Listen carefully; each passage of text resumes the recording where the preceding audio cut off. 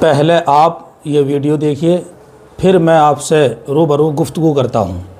اور definitive arguments ہیں، اور میرے آرگیومنٹ کو کسی ایک راؤنڈ میں بھی انہوں نے انٹرٹین نہیں کیا اور ریفیوٹ نہیں کیا،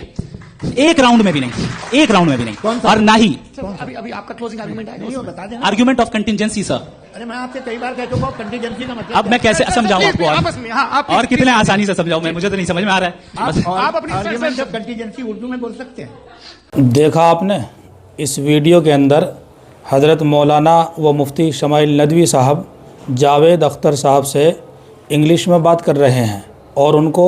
خدا کے وجود کو سمجھانے کی کوشش کر رہے ہیں کہ خدا کا وجود کیا ہے، لیکن وہ کہہ رہے ہیں کہ مجھے انگلش میں سمجھ میں نہیں آ رہا ہے، مجھے آسان لفظوں میں، سرل لفظوں میں بتاؤ کیا ہے اور آسانی کے ساتھ سمجھاؤ۔ حضرت مفتی صاحب کہہ رہے ہیں کہ اس سے زیادہ آسان میں آپ کو کس طریقے سے سمجھاؤں۔ لوگ یہ کہتے ہیں کہ مولویوں کو، مفتیوں کو انگلش نہیں آتی،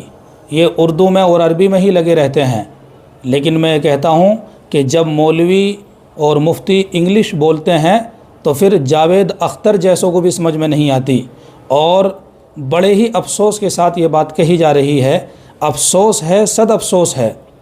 کہ جب جاوید اختر صاحب کو مفتی صاحب کی انگلش سمجھ میں نہیں آ رہی ہے